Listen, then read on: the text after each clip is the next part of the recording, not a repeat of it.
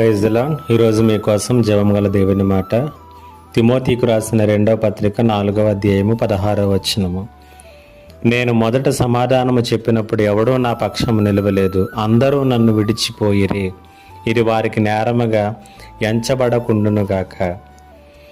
ఈ యొక్క చిన్న వచనములో పౌలు మన జీవితంలో ఒంటరితనమును ఎలా ఎదుర్కోవాలో తెలియచేస్తున్నాడు. మనం ఒంటరిగా నిలబడవలసి వచ్చినటువంటి పరిస్థితులలో ఎలా వ్యవహరించాలో పౌలు మనకు వివరిస్తున్నాడు. ఒంటరితనంలో జీవితము చేదుగా మారటం, తీవ్రమైనటువంటి ఒత్తిడికి గురి కావటం, తీవ్రమైనటువంటి కోపాన్ని కలిగి ఉండటం అనేవి సహజంగా మనం చూసేటటువంటివి. కానీ దానికి భిన్నముగా కోపమునకు దూరముగా జీవితము చేదుగా మారిపోకున్నట్లుగా పౌలు తన జీవితంలో నుండే ఒక సత్యాన్ని బయలుపరుస్తున్నాడు.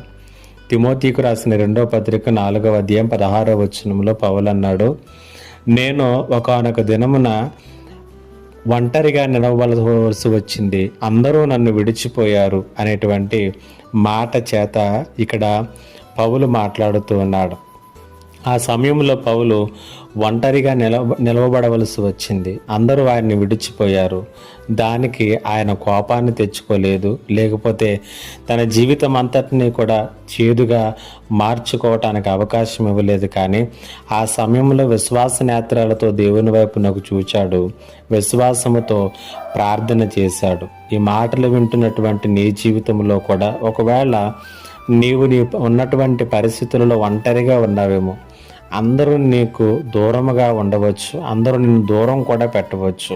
అయితే మన ఆలోచనలు కూడా పౌలు ఆలోచనలకు వలె దేవుని వైపుకి మళ్ళిద్దాం, దేవుని వైపు కేంద్రీకరిద్దాం.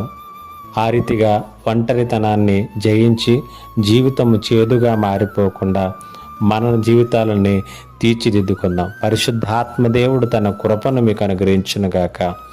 ఆమేన్. ప్రార్థన. మా దేవా, ఎవరైతే ఒంటరితనంలో ఉన్నాము అనుకుంటున్నారో వారందరినీ ఈ మాటల చేత బలపరిచి ధైర్యపరచమని యేసు నామములో అడిగి వేడుకొనుచున్నాను తండ్రి.